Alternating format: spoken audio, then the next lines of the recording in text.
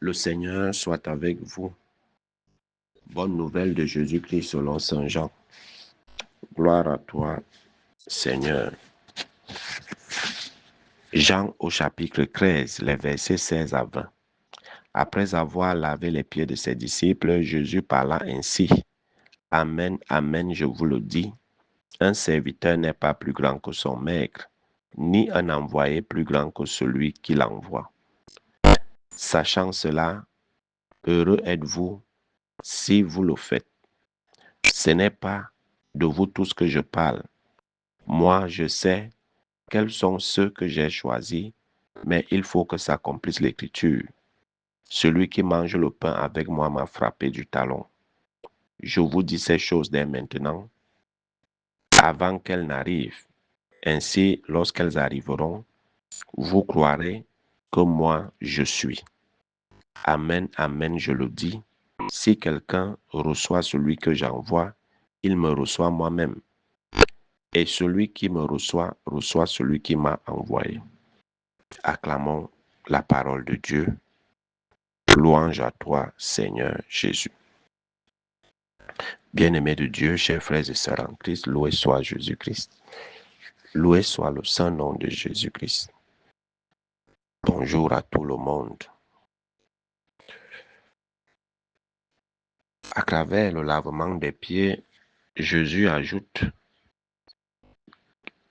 un mot ou alors une phrase qui passe souvent inaperçue et négligée de tous ceux qui sont appelés à exercer une certaine fonction de responsabilité, de ceux qui sont appelés à diriger.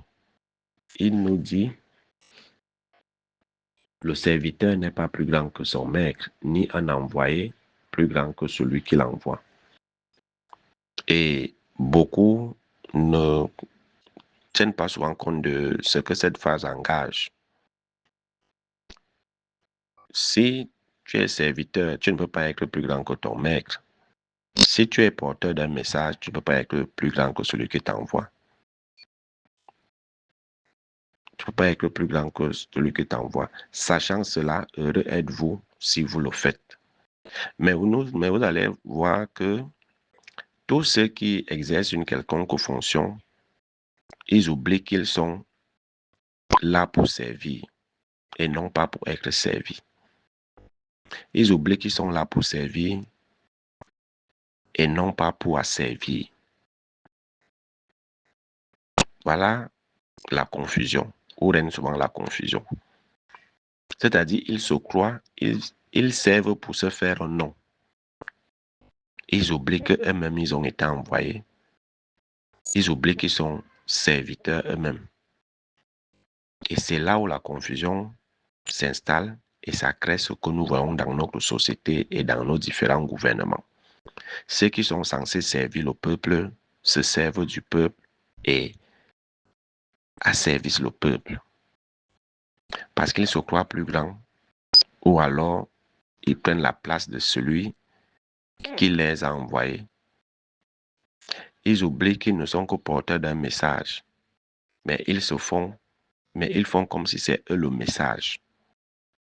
C'est d'où règne la confusion, à tous les niveaux, que ce soit dans l'Église, que ce soit dans l'administration civile et autres.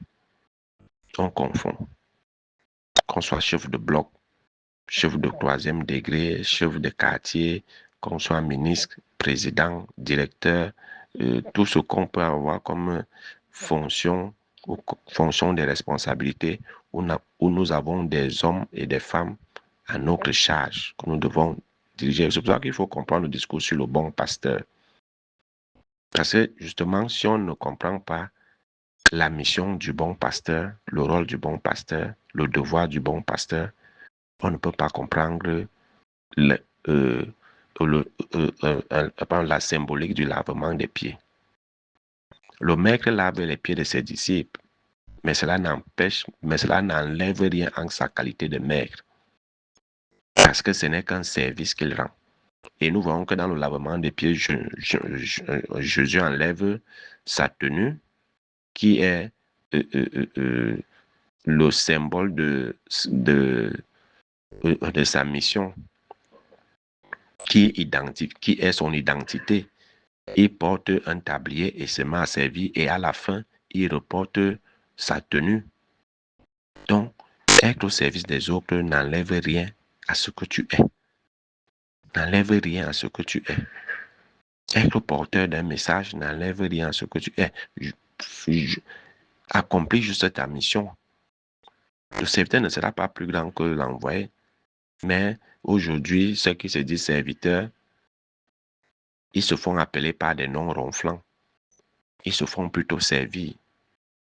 Ils prennent la place du maître. Ils prennent la place de ceux qui les ont mandatés. Et voilà pourquoi nous voyons tout ce tohu-bohu qu'il y a dans nos sociétés. On ne sert plus. On se sert soi-même. On se fait passer pour l'envoyer. Pardon, pour l'envoyeur. On se fait passer pour le maigre. Il faut regarder, suivez mon regard seulement mais dans notre pays, qui sert encore? Personne. Qui sert encore l'autre? Personne. On se sert plutôt. On s'enrichit illicitement. On détourne tout. On vole tout. On vole tout. Parce qu'on a oublié la fonction que nous représentons. On a oublié qu'on est serviteur. On a oublié qu'on est messager. Alors, bienvenue la course et la lutte pour les postes. Au point d'écraser les autres, au point d'éteindre les autres, de salir les autres, de noircir les autres, de tuer même les autres. On n'est plus des envoyés. On s'envoie déjà soi-même. On n'est plus des serviteurs. On se fait servir.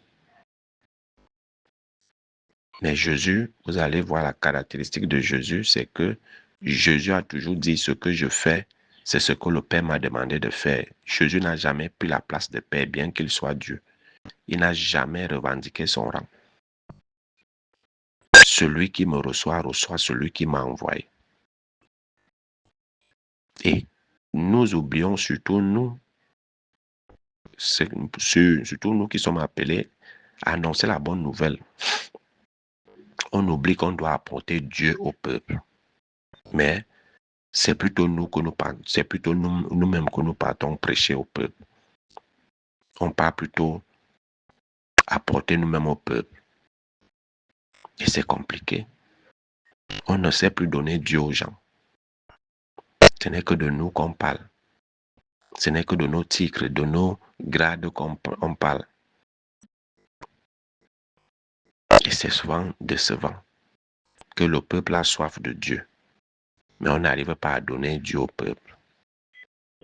Mais c'est nos titres qu'on brandit. C'est nos prouesses. C'est nos diplômes. C'est nos doctorats.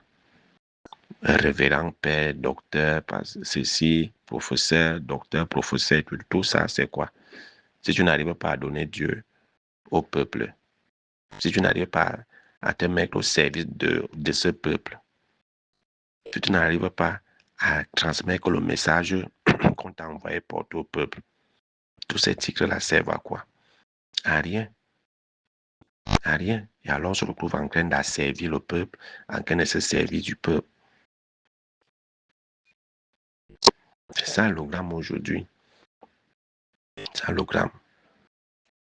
Et c'est pour ça que ceux qui veulent rester fidèles au service de Dieu se font toujours trahir par ceux avec qui ils marchent. Et nous allons voir nos caractéristiques dans le texte, on va finir par là. Malgré ce que Jésus soulève là, ce n'est pas la trahison de un de ses disciples qui lui fait même mal. Mais Jésus se réjouit de ceux qui lui sont fidèles. De ceux qui lui sont fidèles. Il sait qu'il sera trahi, mais ce n'est pas ça qui lui fait mal. Il le dit dans le texte. Il le dit d'une manière ou d'une autre. Mais ce qui le réjouit, c'est la fidélité de ceux qui sont avec lui. Sur 12, un l'a trahi, 11 sont restés fidèles. C'est ça qui réjouit le Christ. alors seront toujours de petits restes d'Israël, seront toujours de ceux-là qui seront toujours fidèles au Seigneur. À chaque fois que on se fait passer pour le maître, au lieu de prendre sa place de serviteur, on trahit le maître, on trahit Jésus.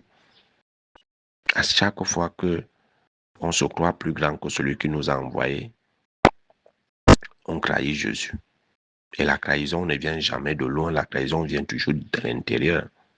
Aujourd'hui, c'est nous qui trahissons notre Église, c'est nous qui trahissons Jésus. Parce qu'on a oublié qu'on est des serviteurs, qu'on est des porteurs de messages. On veut être le maître, on veut être l'envoyé en même temps. D'où les multiples trahisons. D'où les multiples trahisons. Mais Jésus demande à ceux-là qui lui sont fidèles de recevoir ce qu'il a envoyé. Parce que si vous recevez l'envoyé de Dieu, celui qui vient au nom du Seigneur, c'est Jésus que vous recevez. Et en recevant Jésus, vous recevez celui qui l'a envoyé également. Jésus n'a jamais voulu prendre la place de Dieu. Il a toujours dit, mon Père, je vous dis ce que mon Père m'a dit. Je viens au nom du Père. Il n'a jamais dit, viens en son nom, il parle en son nom. Mais il parle toujours au nom du Père. Il fait ce que le Père lui demande de faire. Alors, chaque serviteur, chaque disciple ne doit pas oublier qu'il est là, qu'il est serviteur et qu'il a un maître et qu'il doit être fidèle à ce maître et représenter ce maître partout. Il ne doit pas oublier qu'il est porteur d'un message qu'il doit transmettre fidèlement et non pas se transmettre lui-même. Et si on agit ainsi, heureux sommes-nous. Heureux sommes-nous d'être des serviteurs fidèles, d'être de bons porteurs de messages qui apportent le Christ, afin que les autres reçoivent le Christ et en recevant le Christ, qu'ils reçoivent Dieu qui l'a envoyé. Donc, bien-aimés de Dieu, que chacun de nous reprenne sa place de serviteur ou d'envoyé. Que chacun reprenne sa place de serviteur ou d'envoyé. Et tout ça nous renvoie et nous exhorte à l'humilité que nous devons avoir dans l'exercice de nos fonctions. Être humble. Nous sommes au service des uns et des autres. On a été mandaté, ne l'oublions jamais. Ne l'oublions jamais qu'il y a toujours un maître qui est au-dessus de nous. Ne l'oublions jamais. Loué soit Jésus-Christ. À jamais.